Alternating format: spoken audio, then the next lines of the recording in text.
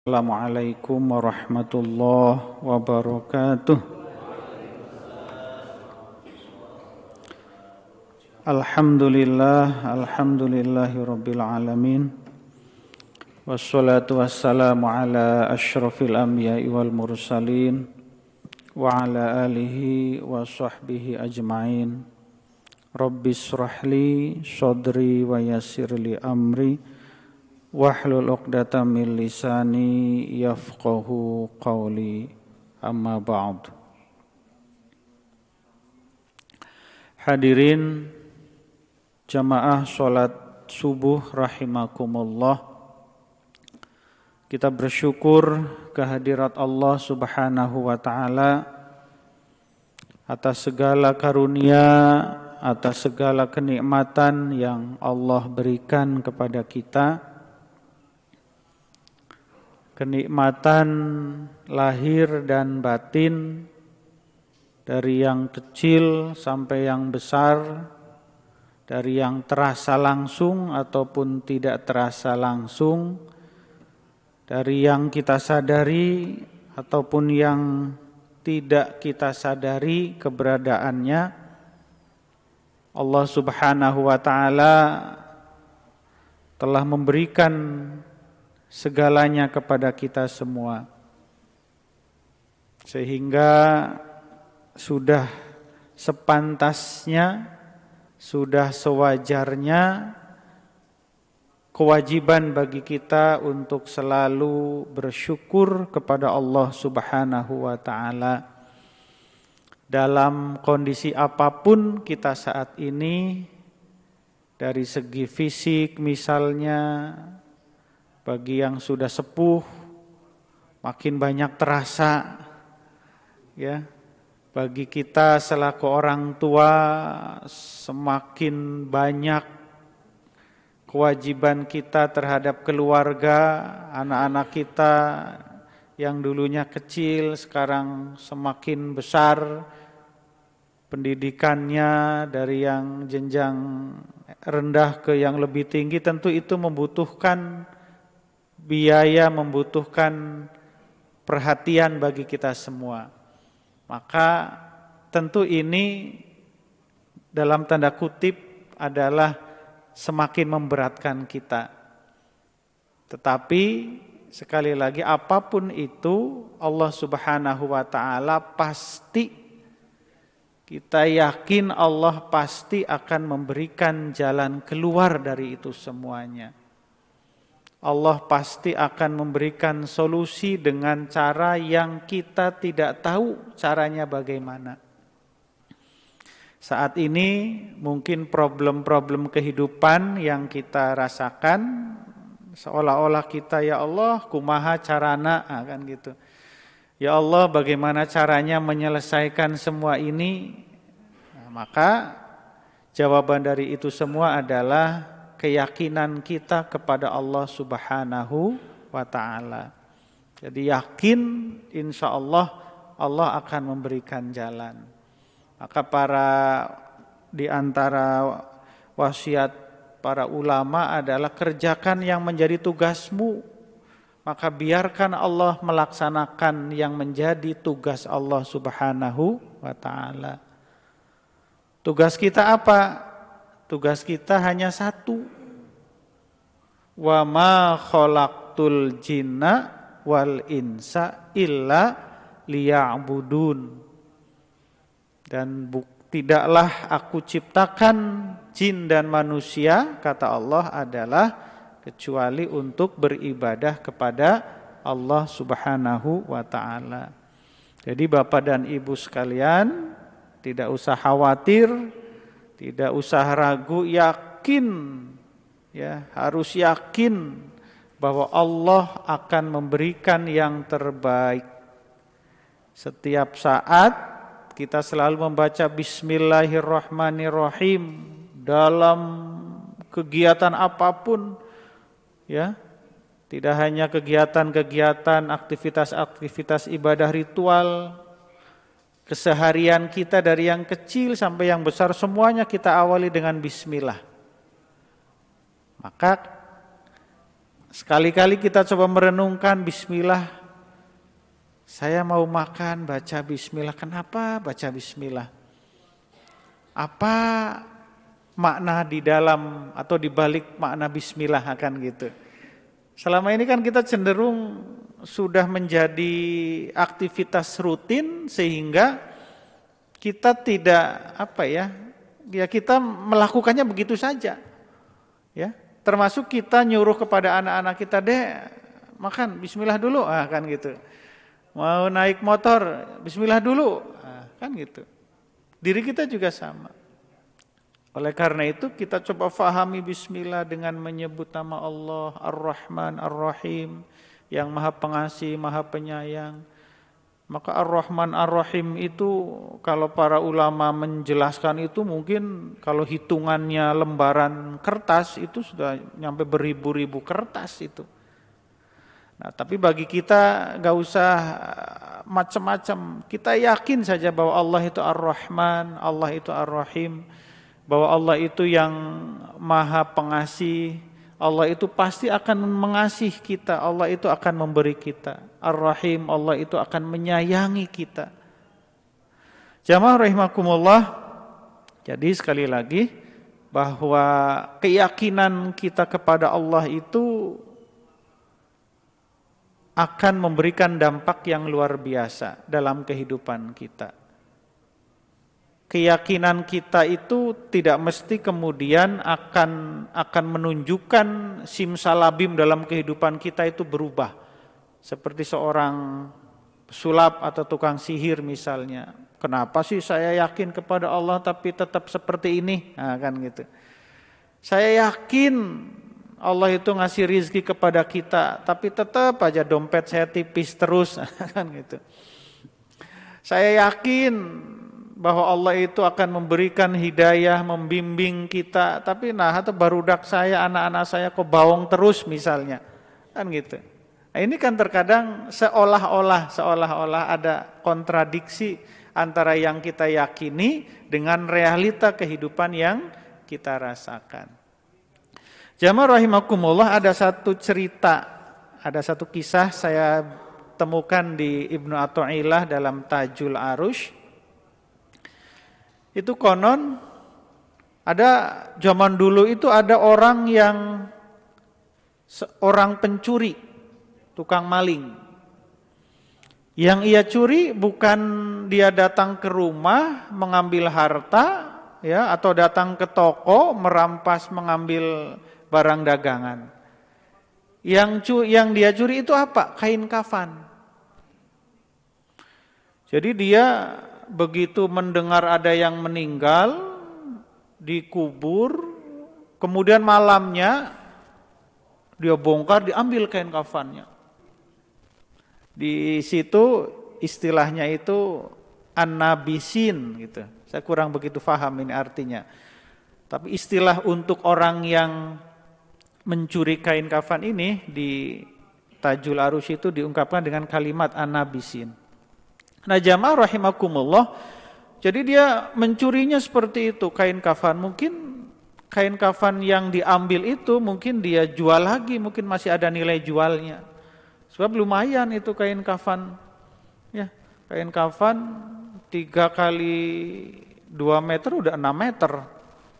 6 meter, 1 meter 30.000 aja udah 180.000, kan gitu.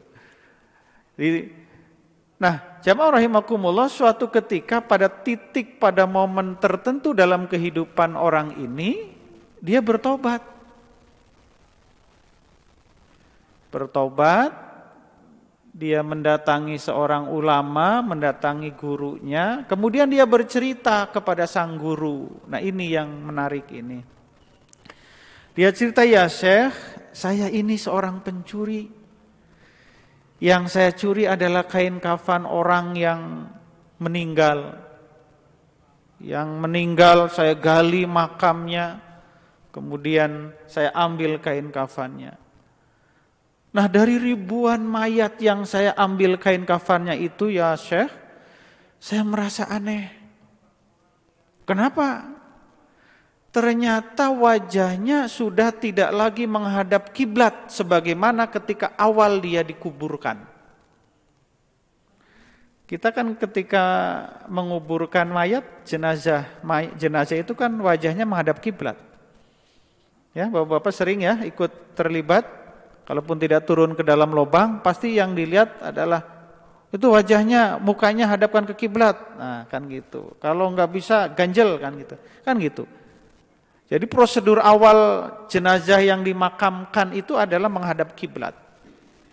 Tapi saya aneh, dari ribuan mayat yang kainnya saya ambil itu ternyata sudah tidak menghadap kiblat, sudah berbalik ke arah sebaliknya, bertolak belakang dengan arah kiblat. Kemudian Syekh sambil tersenyum menjawab, "Wahai saudaraku, wahai muridku, ketahuilah bahwa mereka jenazah mayat yang sudah tidak menghadap kiblat itu sesungguhnya karena mereka tidak meyakini akan Allah Subhanahu wa ta'ala." Jadi ternyata jenazah yang wajahnya tidak menghadap kiblat itu, di dalam liang itu, menurut Syekh ini ya, adalah karena dia kurang yakin kepada Allah Subhanahu wa ta'ala. Maka kemudian ketika saya baca itu, ya Allah, selama ini jujur ya, selama ini saya pribadi itu mungkin kalau dipresentasekan 100% mungkin belum mencapai 100%. Masih banyak keraguan-keraguan, masih banyak tanda-tanda tanya yang sering muncul dalam kehidupan terkait dengan kekuasaan Allah Subhanahu wa ta'ala. Jangan-jangan nanti ketika saya dikubur, jenazahnya kemudian besoknya sudah menghadap ke arah timur lagi, awalnya menghadap kiblat, kan gitu. Nah, ini jadi pelajaran bagi kita. Ini bukan hadis ya, ini adalah cerita atau kisah teladan dari ulama. Nah, jamaah rahimakumullah, maka sekali lagi kunci yang harus kita miliki dalam kehidupan ini adalah keyakinan kita kepada Allah Subhanahu wa ta'ala. Maka keyakinan kita itu harus kita tunjukkan dalam bentuk perilaku. Kita yakin kepada Allah, ya Allah, saya yakin bahwa Engkau itu Maha Pengampun. Kan gitu. Innallaha ghafurur rahim. Sesungguhnya Allah itu Maha Pengampun dan Maha Penyayang. Yakin kita tunjukkan dengan mulut, tetapi kemudian tidak berhenti di situ. Kita tidak berhenti pada retorika belaka, tetapi kita tunjukkan dengan aksi nyata. Bagaimana aksi nyata innallaha ghafurur rahim? Adalah dengan kita perbanyak bertaubat, berzikir, beristighfar, kan gitu. Yakin Allah Maha Pengasih, Maha Penyayang. Berhenti di situ aja, taubat enggak, zikir enggak. Ya bagaimana Allah akan memberikan ampunannya kalau kita tidak melakukan aksi kepada proses pengampunan itu, kan gitu. Apapun yang kita yakini, maka di situ harus kita lalui jalannya, prosedurnya lah, kan gitu ya. Protapnya yang harus kita lewati. Nah, jamaah rahimakumullah, tetapi dengan keterbatasan kita terkadang kita merasa bahwa yang kita lakukan itu belum sempurna. Yang kita lakukan itu belum lengkap, belum seperti orang yang hebat. Ibadah kita, zikir kita itu belum seperti para ulama misalnya, para wali yang hidupnya betul-betul dia beribadah fokus kepada Allah Subhanahu wa ta'ala. Seperti apa solusinya? Bagaimana kita yang saat ini masih dalam kondisi seperti itu? Maka ada satu kaidah dalam usul itu kaidah begini. Ma la yudraku kulluh la yutraku kulluh. Apa yang tidak dapat kita kerjakan secara sempurna, secara keseluruhan, maka jangan engkau tinggalkan semuanya.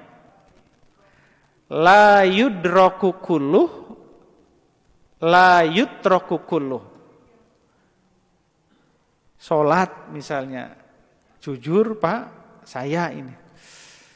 Terkadang kalau banyak sekali persoalan yang dihadapi, itu ketika sholat selalu ingat macam-macam. Betul enggak? Pak Sukri sama enggak kayak saya? Mungkin yang diingatnya yang beda-beda Pak Sukri ya kan gitu. Kita rata-rata seperti itu. Bapak yang kerja di kantor, di tempat kerja atau dagang, hari ini banyak yang utangnya daripada yang bayarnya misalnya. Ya, kerja pedagang, target hari ini sekian, tapi yang kita dapat suka sekian. Itu kan menjadi dalam tanda kutip menjadi beban kita. Terkadang kita bawa sholat inget ya Allah gini. Padahal kan harusnya idealnya sholat kita itu bagaimana? Khusyuk. Ketika kita Allahu Akbar, ya udah kita tidak ingat yang lain kecuali kita ingat Allah. Itu kan ideal. Kesempurnaan. Ya, khusyuk kita dalam sholat. Tetapi kenyataannya, Pak, kenyataannya adalah kita tidak seperti itu. Ini bagaimana? Percuma dong saya sholat. Kan gitu. Maka dengan prinsip la yudraku kulluh, la yutraku kulluh. Jika engkau belum bisa melakukan sholatmu secara khusyuk sebagaimana para ulama, para wali, maka jangan kamu tinggalkan sholatnya. Tetap aja sholat. Maksudnya seperti itu. Jika kita belum bisa ngaji secara benar, ngaji sehingga Ustadz ngajinya enak didengar, tajwidnya bagus, pokoknya bagus lah kan gitu. Kita hanya ngaji terbata-bata, betul sudah di Quran tapi didengarnya nggak enak, kadang panjang pendeknya masih belum tepat. Aduh gimana dong ngaji saya? Mendingan nggak ngaji dong. Itu yang keliru. Maka prinsip la yudraku kulluh, la yutraku kulluh di situ bermain. Biar kita ngajinya Mbak Bibu atau mungkin yang lebih ini lagi ngajinya masih Iqra 4 misalnya. Tidak usah kecil hati. Ya, tidak usah kecil hati. La yutraku kulluh, jangan kamu tinggalkan itu. Tetap jalan aja ngaji. Sebab apa? Apapun ibadah yang kita lakukan, sholat, ngaji, zikir, bersolawat, semuanya itu ya diistilahkan dengan kalimat riyadhah. Ya, ini jamaah riyadhah, RKR pasti tahu ya. Riyadhah itu artinya latihan. Jadi hidup kita, ibadah kita itu adalah latihan. Yang namanya latihan itu sekali, 2 kali, 3 kali atau terus-terusan. Terus-terusan. Pemain bola, Pak, pemain Persib, ya, itu makanan utama setiap hari itu latihan. Saya cerita kemarin, waktu masa MPLS tanggal 18 itu, kebetulan ada alumni di tempat saya ngajar itu pemain Persib. Bapak tahu kan Abdul Aziz, gelandang serang ya opah ya. Itu dia alumni. Nah dalam rangka menarik minat adik kelasnya supaya semangat, dipanggil. Nah, dipanggillah dia. Tapi ya itu, sulit mencari waktunya. Jiz, gimana nih ini ada waktu dari jam 8 sampai jam 9. Pak nanti lagi jam sekian aja ya. Kenapa?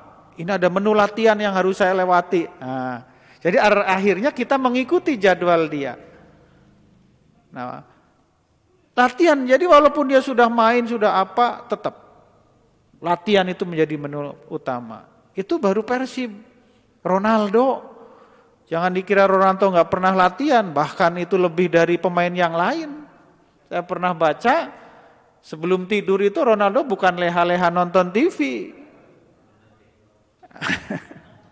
Enggak, tapi dia katanya di area dekat rumahnya itu ada area trek lari sekian ratus meter, dia lari gitu.